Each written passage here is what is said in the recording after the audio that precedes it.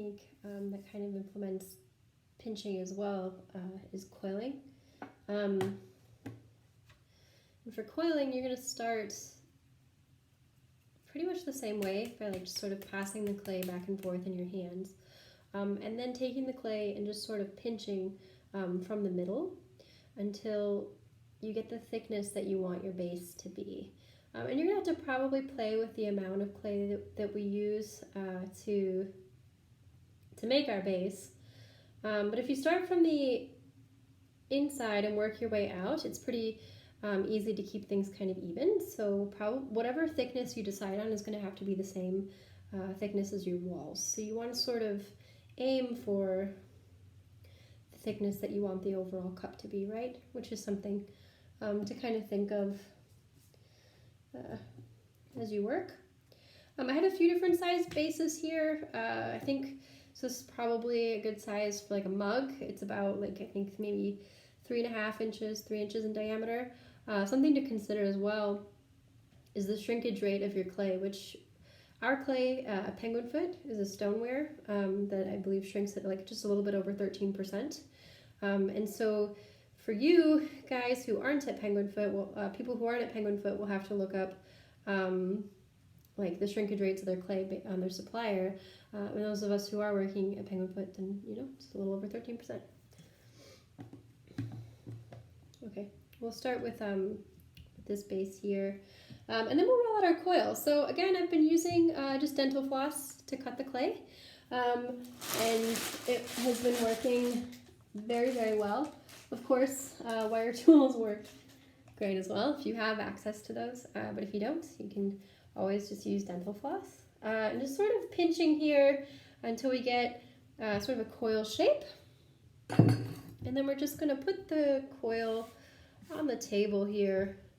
And I'm just going to sort of rotate the camera a little bit so that you guys can see a little bit better. And we're just going to start rolling with our fingertips. And I'm going to have to be careful because, see, the iPad's kind of got a habit of just sort of moving all over the place. And the setup here is pretty rudimentary, so bear with me. But we're just going to kind of pinch. And if something like this happens where it's not very even, we can always just take that part off, right? The nice thing about clay is we can just kind of squish our scraps together, and as long as we're kind of spraying them, keeping them a little bit wet, we can just keep them in the bag and just keep working with them and wedging them. When we do roll coils, I do have to say when we get to about this thickness, using just our fingertips is great because then we keep control so that things stay nice and even. And if you're doing this a lot, if this is something that you know, you're trying to like just make a bunch of coils, keeping your hands nice and straight like this so that you know you lower the impact on your joints. From here, we're just going to cut off our weird edges, right, if we have any. And then we're just going to pinch the coil in the center. So we're going to take the coil here, and we're just going to take our hands and just sort of pinch all the way down to the ideal thickness of the cup. So on either side of the coil, if we were to cut this is what I mean, we can see that it's thick here, and it's thinner in the middle, right? And so in the middle, that's the ideal thickness, however we want the cup, however thick we want the cup to be. And then on either side, we're just keeping that nice and juicy so that we can push and compress the excess clay into our form. So here, again, we'll just sort of overlap the coil like this. And then we're going to cut at a 45-degree angle, and I'll show you why. And we also just want to cut slightly smaller than our base, so I think you can see here. It's a little bit smaller because we're going to pinch around again, and that's going to help the clay meet. The 45-degree angle and overlapping helps so that the clay perfectly finishes itself, so that you're never going to like bust through that seam if you go to form the coil pot later. Again, we're going to use our butter knife, which is great for cutting, and for scoring, and we're not going to be using slip for this process because our clay is already wet enough. We're going to score the coil and we're going to score the base.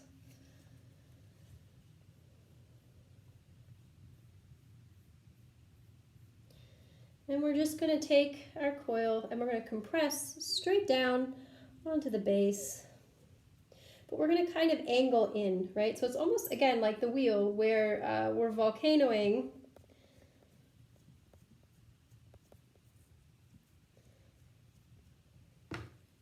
And then if this happens where we have excess material, we'll just, again, overlap and just cut at a 45, right?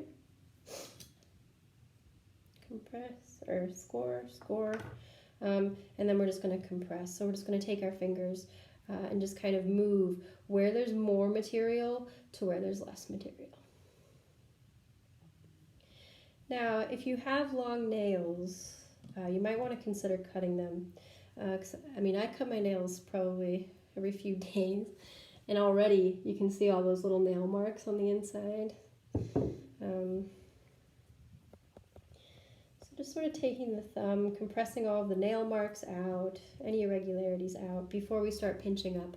And the reason for that is we just want to make sure that our base is clean, because the higher we get, the harder it is to clean our base, right? So the order in which we do things here kind of matters. Okay, to pinch up, again, same thing, fingers on the inside, thumb on the outside, and we're just going to bring the walls straight up and in. And there's a lot of artists who work this way. I think some, and I'll put them in the description, like Amanda Dobratz over at Northern Clay Center. She's really great. She's really nice too, which is important. Emily Schroeder-Willis is also in Chicago, and she's a great pincher, and she's got some wonderful work. I had the opportunity to TA with her at Haystack, and that was super cool. She's a great person. She's worth checking out. And off the top of my head,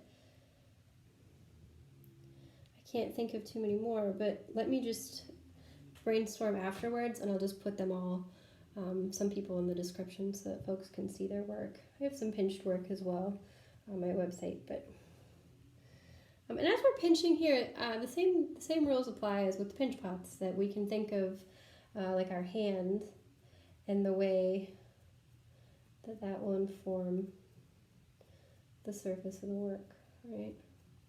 Now, we also want to coax our walls in, because if things start to go out, it can be harder to control, the same way as when we're making, like pinching from one form. A technique for fixing that is sort of taking the knife here and just darting a little bit. So just taking a little bit of material out like this. The butter knife does make it a little hard to get a clean cut. You know, if you do have access to an X-Acto knife, I might use that. I'm going to keep going with the butter knife because I know that some of us don't have access to clay tools, and I want to make sure that you're able to do it with the tools that we're suggesting y'all use. Okay, and then the same thing, just sort of going around with the thumb, and kind of just bringing those walls in and up. And the same rules apply here as applied with the pinch pots, that the clay is going to get tired. And so having like maybe 3 forms that we're practicing on, the dental floss, I want to take it off of the banding wheel.